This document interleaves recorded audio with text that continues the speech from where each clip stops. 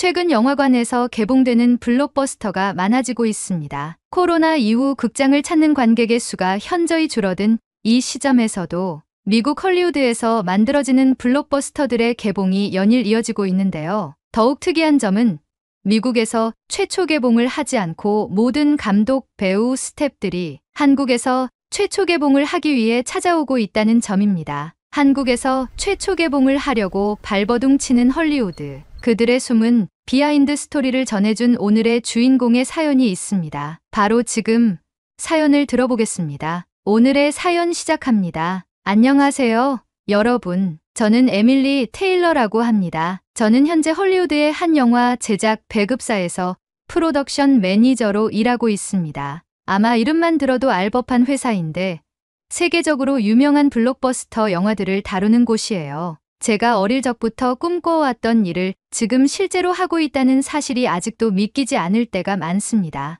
제가 이 자리에 오기까지의 여정은 결코 쉬운 길이 아니었습니다. 대학 시절 캠퍼스 영화제에서 제가 참여한 단편 영화가 대상을 받으면서 작은 기회가 찾아왔어요. 저희들의 영화를 심사했던 영화 제작사의 관계자와 애프터 파티에서 이야기를 나누며 저를 좋게 봐주셨죠. 그리고 자신이 아는 영화사에 추천서를 써줄 테니 본격적인 실물을 보며 성장한다면 좋을 것 같다고 하셨습니다. 저는 기쁨을 감추지 못했어요. 관계자에게 감사를 표하고 저는 세상을 향한 첫발을 내딛었죠. 물론 그 당시 입사한 제작사는 지금 제가 다니는 대형 제작사는 아니었어요. 비교적 규모가 작은 영화 제작사였지만 저는 그곳에서 영화 제작의 기본기를 배울 수 있었습니다. 처음에는 현장에 나가서 제작부의 각종 허드렛일부터 시작했습니다. 일손이 부족한 스태프들을 도우며 세트의 페인트 작업, 장비를 나르는 일 등 단순한 일부터 시작했어요. 하지만 저는 언제나 기회가 오면 잡겠다는 마음으로 모든 일에 최선을 다했습니다. 세트에서 필요한 소품 리스트를 직접 관리하고 촬영 스케줄의 허점을 보완하며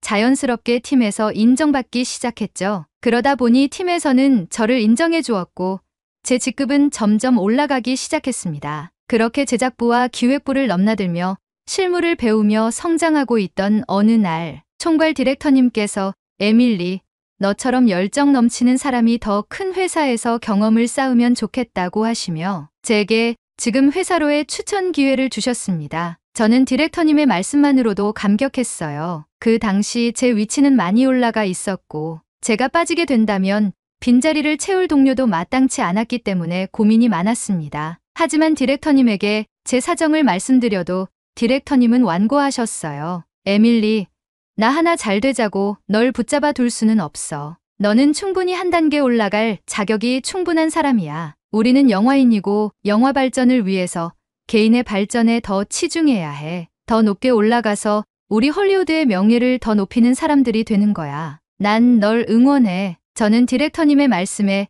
감사함을 느끼고 감동했어요. 저는 디렉터님의 추천서가 헛되지 않게 수많은 준비를 했고 몇 번의 인터뷰를 거쳐 지금의 회사에 합류하게 되었습니다. 처음 발을 들였을 때는 너무 긴장돼서 심장이 터질 것 같았습니다. 워낙 큰 규모의 제작사이고 제가 동경하던 감독들과 배우들이 자유롭게 오가는 공간이었으니까요. 저는 여태껏 밟아온 제 목표에 함께했던 사람들에게 누가 되지 않게 위해 최선을 다했고 드디어 한 영화의 제작 기획의 책임을 맡는 프로덕션 매니저의 위치까지 올라가게 되었습니다. 제가 맡고 있는 프로덕션 매니저라는 역할은 단순히 촬영장을 조율하는 것 이상의 일입니다. 예산을 관리하고 감독 및 배우들과 소통하며 전체 제작 일정을 조율하는 등 영화 제작의 모든 중심에 있는 역할이죠. 물론 이런 자리에 오기까지 많은 시행착오도 있었습니다. 작은 실수 하나가 큰 비용 손실로 이어질 수 있는 냉혹한 환경에서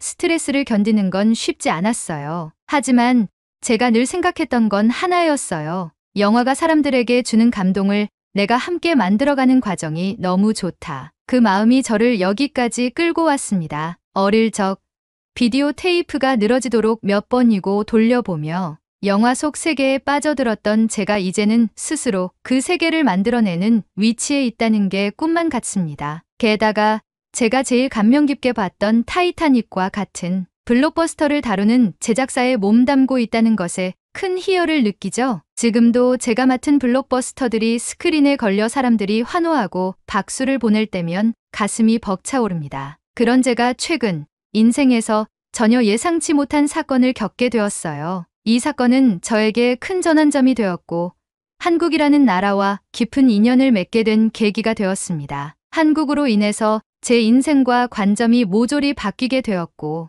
헐리우드 영화판에서 최고의 프로덕션 매니저가 되기 위한 제 아이덴티티가 더욱 명확하게 구축되는 계기가 되었죠. 제 이야기가 궁금하시죠?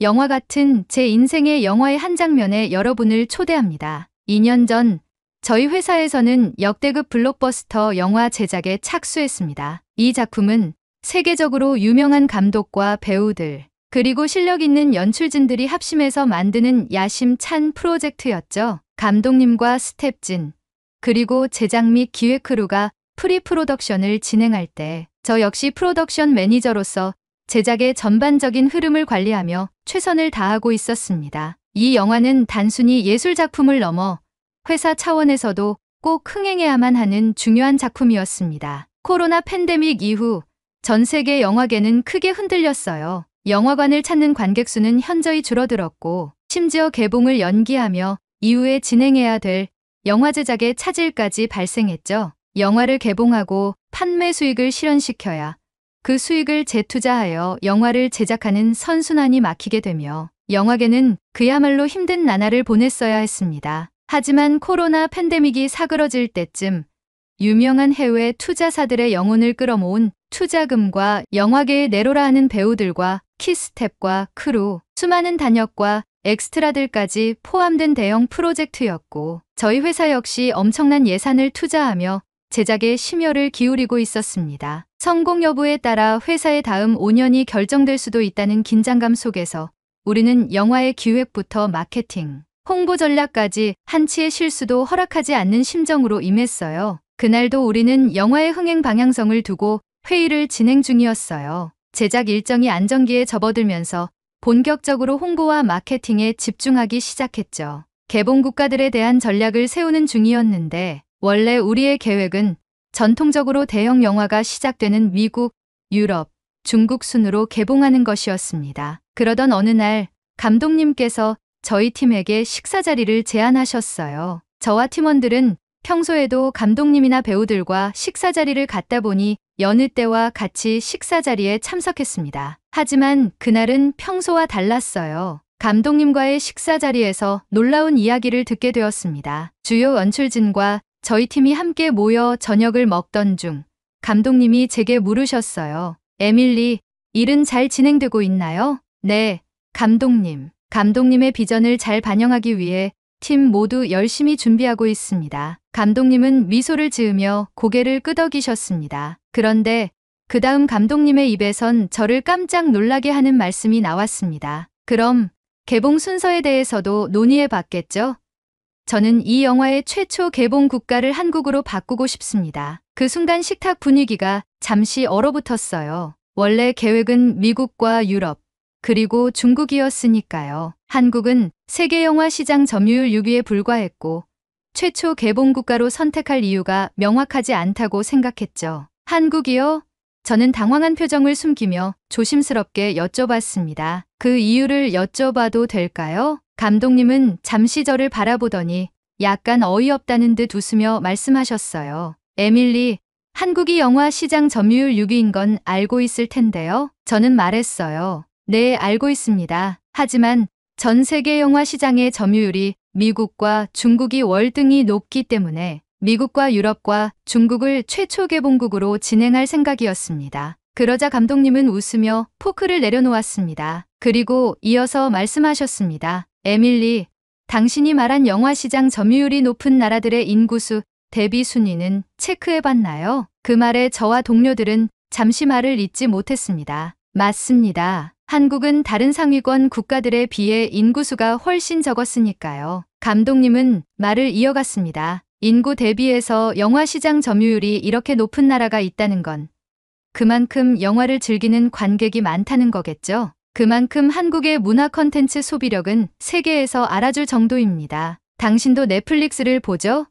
넷플릭스 시리즈 순위 중에 10위권 안에 드는 한국의 컨텐츠들이 점점 많아지고 있어요. 저는 그 말에 공감할 수밖에 없었습니다. 저 역시 한국의 오징어 게임, 신과 함께, 무빙 등을 시청했던 시청자였고 한국만의 개성 있는 컨텐츠에 호감을 느끼고 있었기 때문이었죠. 감독님은 말을 이어갔습니다. 그리고 중요한 건 이거예요. 제 이전 작품 중에도 한국에서 먼저 흥행한 영화가 세계 다른 지역에서도 선전했던 사례가 몇 번 있었습니다. 한국 관객은 단순히 영화를 보는데 그치지 않고 작품에 대해 논하고 열광하죠. 영화를 보고 작품에 대해 논하는 시스템이 가장 잘 구축된 나라는 한국뿐일 겁니다. 한국인들은 여타 국가들보다 감성적이고 섬세해요. 한국에서의 평점이 높을수록 전 세계적으로 인정을 받을 확률이 높다는 생각입니다. 제 생각에 이 작품도 한국에서 첫 선을 보인다면 다른 시장에서도 흥행의 물꼬를 틀 수 있을 거예요. 감독님의 말씀은 날카로웠지만 설득력이 있었어요. 그러나 한국을 최초 개봉국가로 선택하는 건 기존 계획을 뒤집는 일이었고 저희 팀은 다소 당황스러웠습니다. 감독님 말씀 이해했습니다. 저희 팀과 함께 심도 있게 검토해보겠습니다. 저는 그렇게 대답하며 식사 자리를 마무리했죠. 그날 밤 회사로 복귀한 뒤 팀원들과 함께 긴급 회의를 열었습니다. 우리가 놓치고 있던 점이 무엇인지, 그리고 한국이라는 시장에 대해 더 알아봐야 할 것들이 무엇인지 이야기를 나누기 시작했어요. 감독님께서 말씀하신 한국 최초 개봉 제안은 기존의 계획을 뒤엎는 큰 변화였기에 모든 팀원이 함께 이 문제를 분석해야 했습니다. 회의실에 모인 팀원들의 표정은 하나같이 복잡했습니다. 저 역시 마음이 무거웠지만 이 문제를 제대로 파악하지 않으면 안 된다는 책임감이 들었죠. 좋아요. 모두 집중해주세요. 제가 입을 열며 말했습니다. 감독님이 한국을 최초 개봉국가로 제안하셨습니다. 여러분도 들으셨듯이 이는 단순한 제안이 아니에요. 우리 영화의 마케팅과 개봉 전략 전반을 재조정해야 하는 중요한 문제입니다. 그만큼 이유가 분명해야겠죠. 그래서 우선 한국 영화 시장에 대해 철저히 분석해 봅시다. 팀원들은 알겠다고 말하고 각자 맡은 부분을 정리하기 시작했습니다. 며칠 동안 팀원들은 밤낮 없이 자신이 맡은 주제에 대해 철저히 분석했습니다. 피곤한 눈을 비벼가며 각자 자료를 조사하고 관련 데이터를 수집하며 이번 회의에서 모든 것을 공유할 준비를 마쳤죠. 드디어 팀원들이 모여 발표를 시작하는 날이 되었습니다. 제가 회의를 시작하며 말했습니다. 여러분, 지난 며칠 동안 수고 많으셨습니다. 오늘은 각자 준비한 내용을 공유하고 한국을 최초 개봉국가로 선정할지에 대한 결론을 내릴 중요한 날입니다. 여러분의 의견과 분석을 듣고 나면 감독님께 구체적인 보고를 드릴 수 있을 겁니다. 준비되셨죠? 먼저 애슐리가 발표를 시작했습니다. 애슐리는 데이터 분석 전문가로 항상 정확한 통계와 인사이트를 제시하는 팀원이었죠. 한국 관객들의 영화에 대한 열정은 정말 놀라운 수준입니다. 팬데믹 이전인 2019년을 기준으로 보면 한국 관객 1명당 평균 4.37편의 영화를 관람했습니다. 이건 전 세계적으로도 최고 수준이에요. 반면 미국은 3.8편, 프랑스는 3.1편, 일본은 1.2편에 불과했죠. 한국이 인구가 5천만 명에 불과한데도 세계 영화 시장 점유율 6위를 차지한 건 이런 관람 빈도 덕분입니다. 또한 한국 관객은 영화에 대한 피드백을 소셜미디어나 리뷰 플랫폼에 공유하는 데 매우 적극적입니다. 이건 단순한 관람을 넘어 영화가 어떻게 수용되는지 빠르게 파악할 수 있는 장점으로 작용하죠. 모두가 고개를 끄덕이며 그녀의 발표를 경청했습니다. 다음은 제이크가 나섰습니다. 제이크는 항상 과거 사례를 바탕으로 현재를 분석하는데 능한 팀원이었어요. 제가 이번에 조사한 부분은 한국 시장이 어떻게 할리우드 영화의 테스트베드로 활용되어 왔는지입니다. 잠깐 여기서 테스트베드라는 개념을 간단히 설명드리겠습니다. 테스트베드는 새로운 제품이나 서비스 혹은 콘텐츠를 실제 환경에서 시험해보는 공간이나 대상을 의미합니다. 즉, 한국 시장이 할리우드 영화의 전 세계 개봉 전의 성공 가능성을 테스트해보는데 최적화된 환경이 될 수 있다는 의미이죠. 제이크는 자료 화면을 띄우며 계속 설명했습니다. 구체적인 사례를 하나 말씀드리겠습니다. 1994년 개봉한 영화 펄프 픽션은 한국에서 전 세계 최초로 개봉했습니다. 당시 한국 관객들의 반응을 바탕으로 미국 본토에서의 흥행 전략이 조정됐죠. 이후에도 여러 작품들이 한국에서 먼저 개봉하면서 초기 반응을 살피고 이를 바탕으로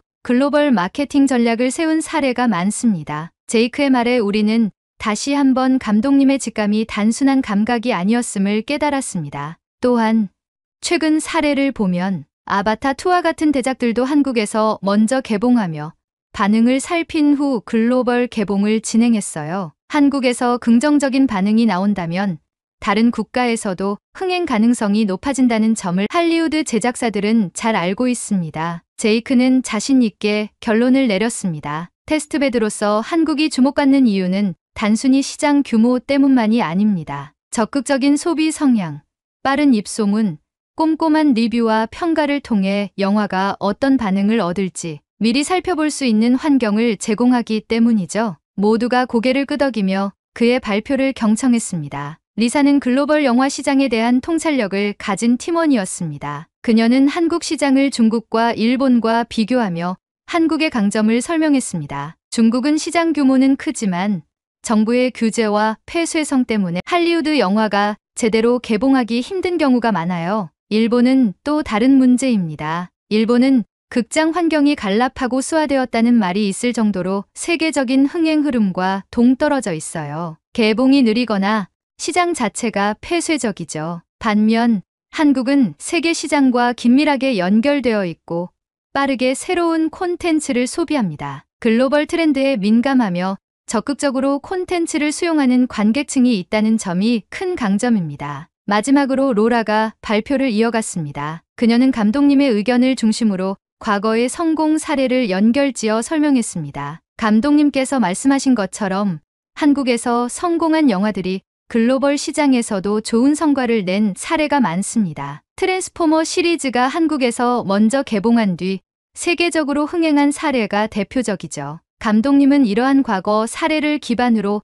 이번 영화도 한국에서 흥행 가능성이 높다고 판단하신 것 같아요. 로라는 마무리하며 덧붙였습니다. 감독님이 단순히 직감만으로 말씀하신 건 아니라고 생각합니다. 한국 관객은 단순한 소비자가 아니라 영화에 열정적이고 반응을 공유하는 적극적인 참여자들이에요. 이런 환경은 우리의 영화가 성공할 가능성을 더욱 높여줍니다. 모두의 발표가 끝난 뒤 저는 결론을 정리하며 말했습니다. 여러분, 수고 많으셨습니다. 감독님의 제안이 타당하다는 것을 확인할 수 있었네요. 한국은 단순히 시장 규모로 평가할 수 없는 독특한 특성을 가진 나라입니다. 우리는 이 전략을 회사 차원에서 설득력 있게 전달할 준비를 해야 합니다. 이제 다음 단계로 넘어가죠. 회의는 그렇게 마무리되었지만 저는 한국 시장에 대해 새롭게 알게 된 사실들의 깊은 인상을 받았습니다. 감독님이 왜 이토록 강력히 한국을 최초 개봉국가로 주장했는지 이제는 이해할 수 있을 것 같았습니다. 그렇게 며칠 밤낮을 고민하고 준비한 끝에 저희 팀은 한국을 최초 개봉국가로 선정하기 위한 모든 계획을 확정지었습니다. 감독님께 보고드린 뒤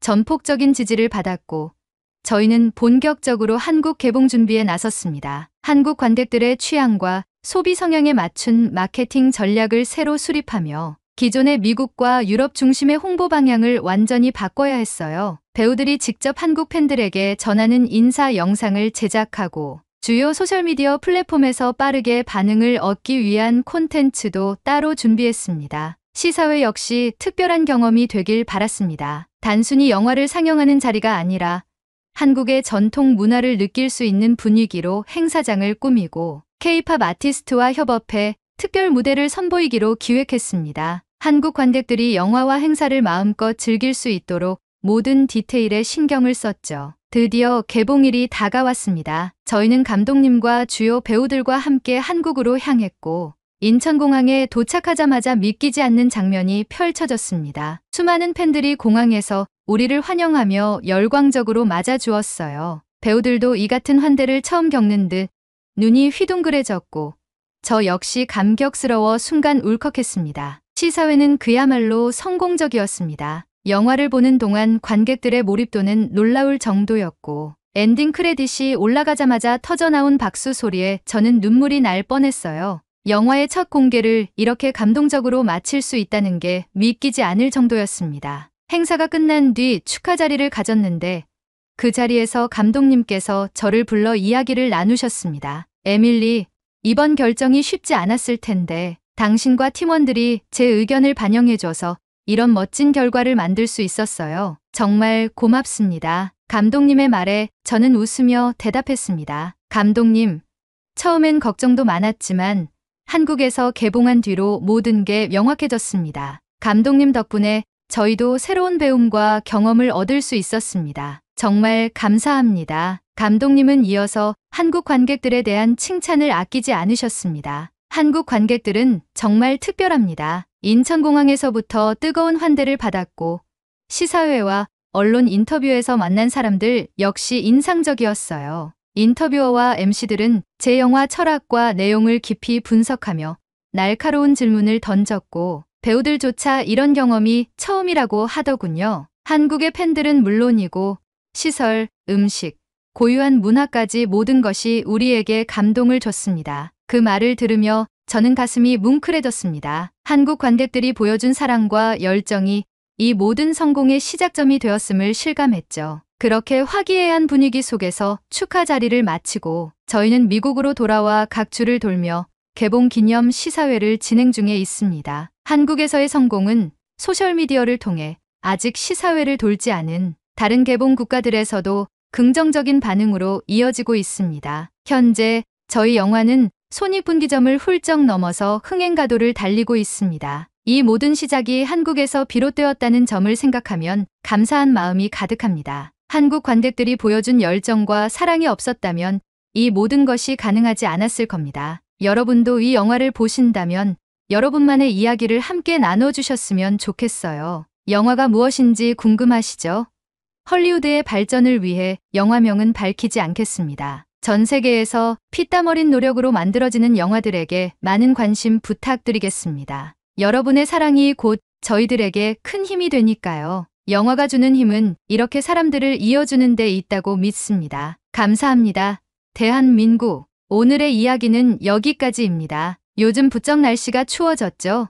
추운 날씨 속에 시청해주신 여러분께 추천드리는 제품들을 태그해두었어요. 특히 화면을 자주 보고 있는 저는 루테인으로 눈 건강을 항상 챙긴답니다. 여러분도 환절기 감기 조심하시고 눈 건강, 몸 건강하게 한국인의 자긍심으로 살아가시는 하루 되시길 바랄게요. 그리고 오늘의 이야기가 마음에 드셨다면 구독, 좋아요 부탁드리겠습니다. 다음엔 더 좋은 사연으로 여러분을 찾아뵙겠습니다. 시청해주셔서 감사합니다. 영국에서 개최된 학술 대회. 한 중국 학생이 고조선이 중국의 역사라고 당당하게 발표하고 있습니다. 조용히 그녀의 말을 경청하고 있는 청중들. 그런데 그 순간 한국에서 온 여대생이 분노를 참지 못하고 손을 번쩍 들었습니다. 하지만 그녀에겐 상상할 수 없는 일이 벌어지고 말았는데요. 도대체 그녀에게 무슨 일이 벌어진 것일까요? 바로 지금 사연을 들어보겠습니다. 오늘의 사연 시작합니다. 안녕하세요. 저는 영국에서 역사학 석사 과정을 밟고 있는 대학원생 클라라 벤트리입니다.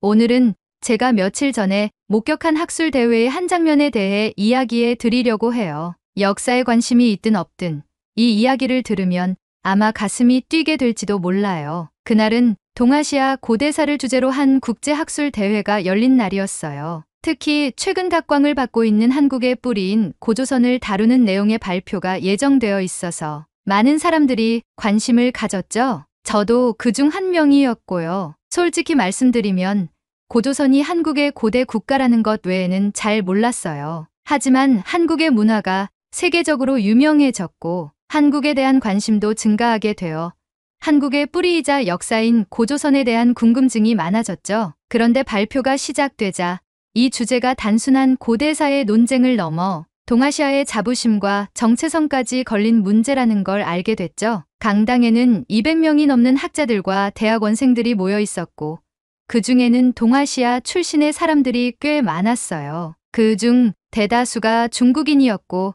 한국과 일본인은 많지 않았죠. 이 3국이 주고받는 분위기는 조금 어색하면서도 긴장감이 감돌았어요. 모두가 이 발표가 단순한 학문적 논의로 끝나지 않을 거라는 걸 알고 있었던 것 같아요. 학술대회가 시작되고 첫 발표자가 단상 위로 올라가는 모습을 보았어요. 그런데 이상한 점을 발견했죠. 한국의 근원인 고조선에 관한 발표인데 첫 발표자로 중국에서 온 리샤오가 단상에 오르는 모습을 봤기 때문이었죠. 그녀의 차분하고 자신감 넘치는 모습이 묘한 긴장감을 자아냈죠. 의아하긴 했지만 그녀가 무슨 이야기를 꺼낼지 귀를 기울이며 지켜봤습니다. 리샤오는 마이크를 잡고 또렷한 목소리로 발표를 시작했어요. 오늘 저는 고조선과 중국의 유아 문명 간의 관계를 중심으로 말씀드리겠습니다. 일제히 청중들은 술렁이기 시작했고 저도 그녀의 첫마디에 머릿속은 물음표로 가득해지기 시작했어요. 발표를 시작하는 그녀의 태도는 단호했어요. 발표 내용은 유아 문명을 동아시아 문명의 중심으로 두고 고조선이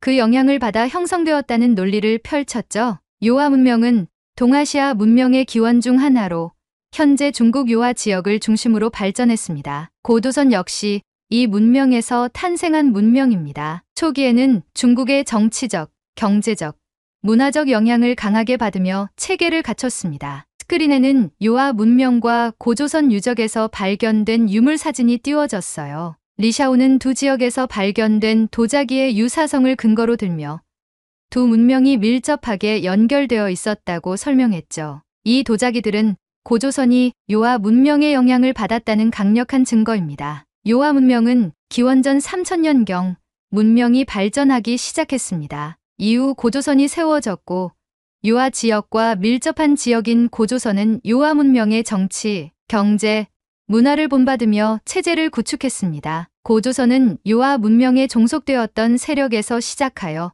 지금의 한국으로 발전하게 된 것입니다. 리샤오의 말에는 강단이 있었습니다. 한국의 역사에 관한 내용에서 끊임없이 화두되는 중국 파생론의 힘을 실어주는 발표였습니다. 이 말을 듣는 청중들은 메모를 하기도 하고 고개를 끄덕이기도 했습니다. 이어서 리샤오는 쌀의 기원에 대해 언급하기 시작했습니다. 여러분이 동양의 식문화를 생각하게 되신다면 제일 처음 떠오르는 곡물이 있을 겁니다. 바로 쌀입니다. 쌀 역시 기원은 중국입니다. 훈난이에서 발견된 벼씨앗은 기원전 9000년경의 것이라는 추정이 나온 이후 이 연구 결과는 동아시아 농업혁명의 중심지가 중국임을 명백히 보여주는 예시가 되었습니다. 현재 동아시아를 더불어 아시아 전반에 뿌리내린 쌀의 기원은 훈난이에서 시초가 되어 아시아 전역에 퍼진 것입니다. 고조선 역시 쌀 농업을 도입했고 현재까지 잘 먹고 있는 것이죠. 그녀의 발표가 이어질수록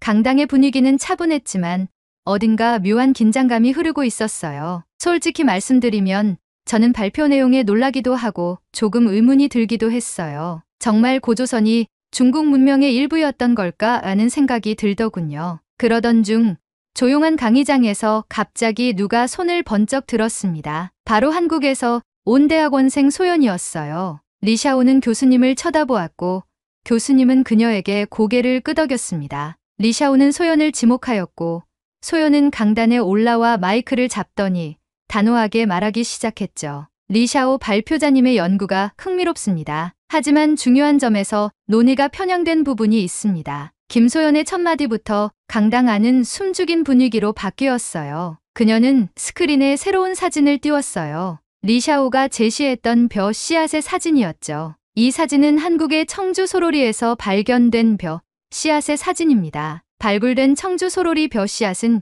기원전 13,000년 전의 것으로 세계에서 가장 오래 재배되었던 벼로 인정받고 있습니다. 훈난이에서 발굴된 벼 씨앗과 비교해도 그 연대 차이는 무려 4,000년입니다. 이는 동아시아 농업의 기원이 중국에만 국한되지 않음을 보여줍니다. 리샤오는 말없이 화면만 바라보고 있었고 장내는 술렁이기 시작했습니다. 소연은 이어서 하가점 하층 유적에서 발견된 비파형 동검의 사진을 띄웠어요. 이 동검은 고조선이 독립적으로 발전했음을 증명하는 중요한 유물입니다. 이 양식은 유아 문명의 유물들과는 뚜렷한 차이를 보이며 고조선이 독자적인 문명을 이루었음을 나타냅니다. 그 순간 리샤오가 다시 마이크를 잡았습니다. 김소연 발표자님, 비파형 동검은 고조선뿐 아니라 주변 지역에서도 발견된 바 있습니다. 이를 고조선만의 독자적 유물로 단정짓는 것은 지나친 해석 아닐까요? 리샤오는 스크린에 하가점 유적에서 발굴된 유물 사진을 띄우며 반박했어요. 이 유물들은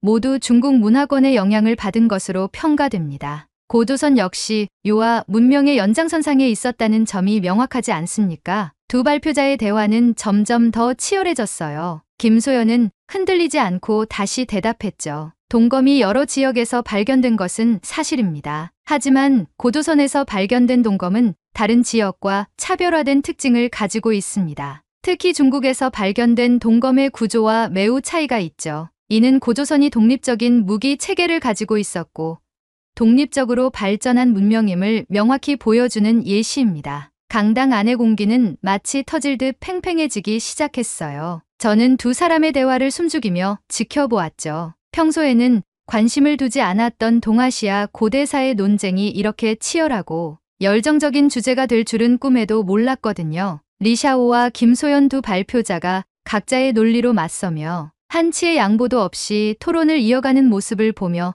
알 수 없는 아우라가 보이기 시작했어요. 그야말로 그들의 열정은 놀라웠죠. 저는 그들의 대화를 들으며 이런 생각이 들기 시작했어요. 고조선과 쌀의 기원은 나와는 다른 나라의 역사인데 저 사람들은 마치 자신의 문명과 역사를 지키기 위해 모든 것을 걸고 싸우는 듯하네. 소연은 리샤오에게 다가가며 말을 이어갔습니다. 훈난이에서 발견된 벼 씨앗이 역사 자료로서 중요하다는 점은 인정합니다. 하지만 훈난이에서 발굴된 벼 씨앗의 연대는 한국의 청주 소로리보다 4,000년 늦습니다. 이 차이는 결코 무시할 수 없는 사실임을 명심하시기 바랍니다. 리샤오는 소연의 도발에 분노가 차올랐는지 소연의 마이크를 단호하게 뺐으며 목소리를 높였습니다. 그렇다면 김소연 발표자님은 고조선이 중국과의 교류에서 완전히 독립적이었다고 주장하시는 건가요? 그러자 소연은 표정 하나 바뀌지 않고 단호하게 대답했어요. 아니요. 고조선은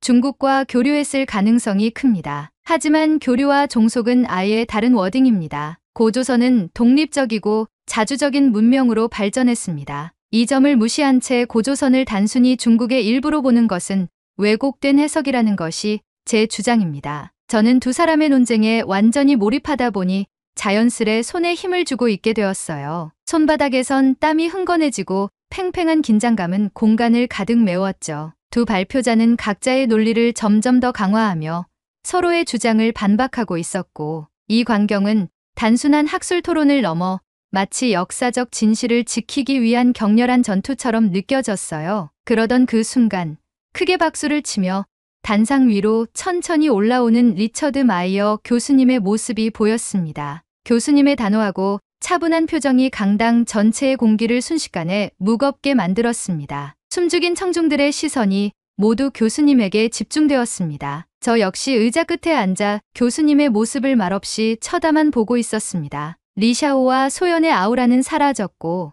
교수님은 말없이 그녀들에게 손가락질을 하며 자리로 돌아가라고 제스처를 취했습니다. 강단에서 내려오는 둘의 표정은 좋지 않았고 심지어 리샤오는 알 수 없는 중국어를 하며 투덜거렸습니다. 교수님은 그녀들이 자리에 착석할 때까지 말없이 지켜보다가 그녀들이 착석을 한 후 이야기를 시작했습니다. 오늘 두 발표는 고조선과 유화 문명, 그리고 동아시아 농업의 기원에 대해 심도 깊은 논의를 보여주었습니다. 두 분 모두 열정과 노력을 기울인 연구를 발표해 주셔서 감사합니다. 교수님의 목소리는 낮았지만 강당 전체를 가득 채우기에 충분했습니다. 저는 교수님이 무슨 말을 할지 너무나도 궁금했습니다. 그리고 내심 제발 이 논쟁을 깔끔히 정리해 주기를 바라며 조용히 교수님의 다음 말을 기다렸습니다. 강당은 정적이 일었고 교수님은 드디어 입을 열었습니다. 그러나 중요한 몇 가지 점에서 바로잡아야 할 것 같습니다. 이 말이 울려 퍼지자 강당 전체가 정적에 휩싸였습니다. 저는 심장이 두근거리며 교수님의 입에서 나올 진실을 기다리고 있었습니다. 같이 듣고 있던 청중들도 모두 저와 같이 교수님의 입을 일제히 쳐다보고 있었죠. 교수님은 한 박자 숨을 고른 뒤 차분히 이야기를 이어갔습니다. 우선 토론의 첫 번째 안건이 되어버린 쌀의 기원에 대해 말씀드리도록 하겠습니다. 교수님은 스크린에 훈난이에서 발굴된 벼 씨앗 사진을 띄우며 설명하기 시작했습니다. 리샤오 발표자님께서 언급한 훈난이 벼 씨앗은 기원전 9,000년경의 것으로 동아시아에서 매우 중요한 발견임이 분명합니다. 그리고 중국 학계에서도 이를 동아시아 쌀 재배의 기원지로 보고 있고 이에 관한 심도 깊은 연구에 몰두 중입니다. 그리고는 다시 화면을 넘기며 새로운 사진을 띄웠습니다. 소연이 제시한 한국의 청주 소로리에서 발견된 벼 씨앗이었습니다. 하지만 여기서 중요한 사실을 간과해서는 안 됩니다. 청주 소로리에서 발견된 벼 씨앗은 기원전 13,000년 전의 것으로 추정 및 연구가 완료되었고 전 세계에서 가장 오랫동안 재배가 되었던 벼로 현재까지 인정받고 있습니다. 그 순간 강당 안에 숨막힐 듯한 공기가 확연히 바뀌었습니다. 모든 사람이 화면 속 자료를 바라보며 무언가 깨달은 듯 조용히 고개를 끄덕이고 있었어요. 저도 제 안에서 어떤 해방감을 느꼈습니다. 이 쌀 한 톨의 발견은 단순한 학문적 성과가 아닙니다. 이는 한국에서 이루어진 고고학적 발굴의 결정적인 성과로 전 세계 학계에서도 인정받은 바 있습니다. 2003년 영국 BBC에서도 보도된 내용이죠. 쌀의 기원이 한국에 있다는 점은 고고학적 증거로 명백히 입증된 바가 있습니다. 강당 전체가 교수님의 말씀에 호응을 하고 있던 그때 리샤오가 자리에서 일어나 손을 들고 입을 열었습니다. 교수님은 현재 너무 편향된 시각으로 논제에 참여하고 계십니다. 교수님께서도 말씀하신 것처럼 중국 내 훈난이를 포함한 여러 유적지에서 벼 씨앗이 발견된 바 있고 중국 학계에서도 이에 대한 심층적인 연구 중에 있습니다. 연구 결과가 아직 나오지 않은 이 시점에서 쌀 재배의 중심지가 중국이 될 수도 있으며 현재까지 나와 있는 고고학적 자료만으로 한국이 쌀의 시초라는 것을 어떻게 확언하실 수 있으실까요? 리샤오의 목소리는 차분했지만 어딘가 분노가 느껴졌습니다. 그녀도 자신이 믿어온 사실이 도전받고 있다는 것을 알고 있었겠죠. 리처드 교수님은 눈 하나 깜빡이지 않고 부드러운 미소를 지으며 대답했습니다. 리샤오, 중국이 동아시아에서 쌀 재배의 중요한 지역이라는 것은 인정할 수밖에 없는 사실입니다. 그러나 기원에 대해 논할 때는 보다 신중해야 할 필요가 있습니다. 교수님은 다시 청주 소로리의 발굴 연대를 화면에 띄우며 설명을 이어갔습니다. 앞서 말했듯이 청주 소로리의 벼 씨앗은 기원전 13,000년 전의 것으로 훈난이에서 발견된 시기보다 무려 4,000년 앞선다고 말씀드렸습니다. 이는 단순히 주장에 그치는 것이 아니라 고고학적 증거를 바탕으로 한 연구 결과입니다. 결과라는 것은 값이 나왔다는 얘기죠. 중국은 현재 결과를 도출해내지 못했고 한국은 결과를 도출해내었습니다. 결과론적으로 현재로선 이 연구 결과에 반대할 수 없는 입장이죠. 결과가 그러니까요. 그 말을 듣는 순간 저는 온몸에 소름이 돋는 걸 느꼈습니다. 이게 바로 진실이라는 것이구나. 제가 속으로 중얼거렸습니다. 교수님은 자료를 넘겼습니다. 화면에는 고조선이라는 단어가 나타났고 교수님은 이야기를 이어가셨습니다. 자, 다음으로 고조선에 대해 이야기해 보겠습니다. 교수님은 화면에 하가점 하층에서 발견된 비파형 동검의 사진을 띄우며 설명을 이어갔습니다. 리샤오 발표자님께서 고조선이 유아 문명의 영향을 받은 문명이라고 주장하셨습니다.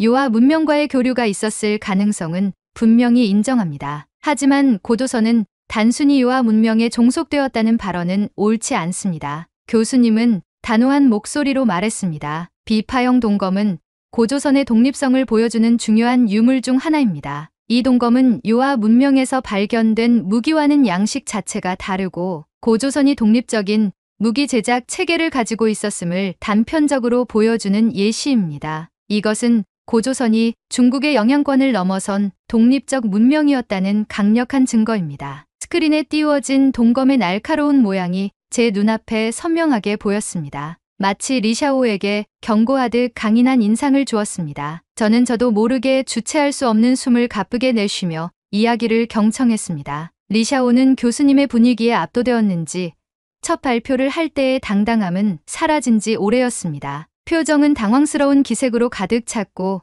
눈빛은 흔들리고 있었죠. 반면 소연은 교수님의 말에 감격한 듯 그를 애정어린 눈빛으로 바라보며 감출 수 없는 흥분 상태임을 보여주었습니다. 그녀의 두 손은 깍지를 낀 채 마치 신의 목소리를 듣는 듯 황홀한 표정을 짓고 있었죠. 교수님은 마지막으로 리샤오와 소연을 바라보며 낮고 근엄한 목소리로 말을 이어갔습니다. 리샤오가 주장한 고조선이 중국의 속국, 유아 문명의 종속이라는 말은 고고학적 증거가 불충분하다는 결론이 나옵니다. 이에 반대표를 던지기 위해선 중국 학계의 심도 있고 세밀한 분석을 통한 고고학적 자료를 제출해야 할 것입니다. 이 모든 이야기에 반하기 위해선 수많은 노력이 필요할 것이라는 것을 명심하십시오. 현대 사회에서의 역사의 왜곡은 고대사에 크나큰 오점을 남기는 행위이기에 준비 잘해야 할 겁니다. 진실은 고고학적 증거와 함께 존재합니다. 역사는 결코 한쪽의 주장으로 재단될 수 없습니다. 강당의 모든 사람들은 모두 진지하게 생각에 잠긴 듯 보였습니다. 그리고 이어서 대부분의 청중들은 리샤오를 쳐다보기 시작했습니다. 리샤오는 자신에게 꽂힌 시선이 달갑지 않았는지 고개를 숙이고 있었습니다. 몇몇 학자들은 수군대기 시작했고 냉엄한 분위기가 감돌았습니다. 저는 그 모습을 바라보다 소연이 앉아있는 쪽으로 시선을 돌렸습니다. 그리고 소름이 끼쳤습니다. 소연은 마치 거대한 전투에서 승리한 장군처럼 흐뭇하고 위험 있는 표정을 지으며 리샤오를 바라봤습니다. 저는 그 순간 고조선이라는 문명이 어떤 존재였으며 그로부터 파생된 현재의 한국이라는 나라의 위용이 얼마나 높아져 있는지 체감할 수 있었습니다. 교수님은 강단에서 내려오시며 학자들과 이야기를 나누기 시작했고 청중들도 삼삼오오 모여 발표 내용을 이야기하기 시작했습니다. 대부분 리처드 교수님의 발표에 큰 감명을 받은 듯 보였어요. 리샤오는 이 분위기를 견딜 수 없는 듯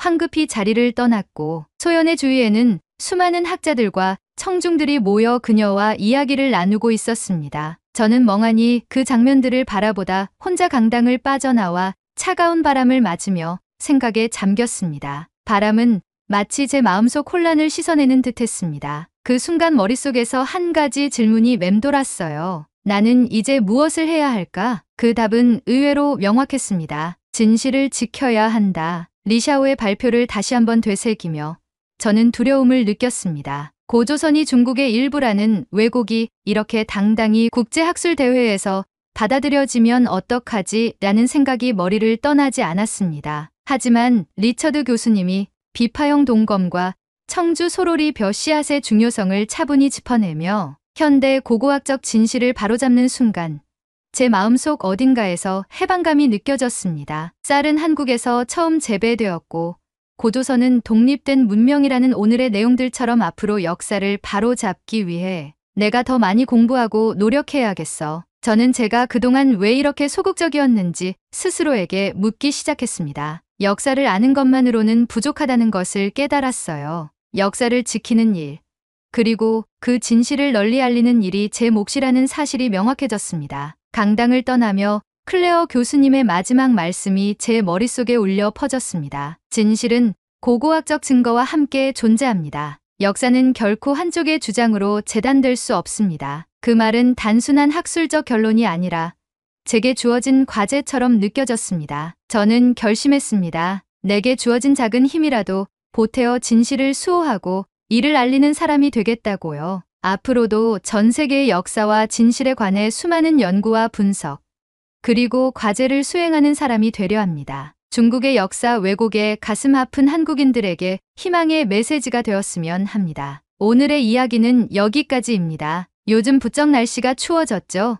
추운 날씨 속에 시청해주신 여러분께 추천드리는 제품들을 태그해두었어요. 특히 화면을 자주 보고 있는 저는 루테인으로 눈 건강을 항상 챙긴답니다. 여러분도 환절기 감기 조심하시고 눈 건강, 몸 건강하게 한국인의 자긍심으로 살아가시는 하루 되시길 바랄게요. 그리고 오늘의 이야기가 마음에 드셨다면 구독, 좋아요 부탁드리겠습니다. 다음엔 더 좋은 사연으로 여러분을 찾아뵙겠습니다. 시청해주셔서 감사합니다.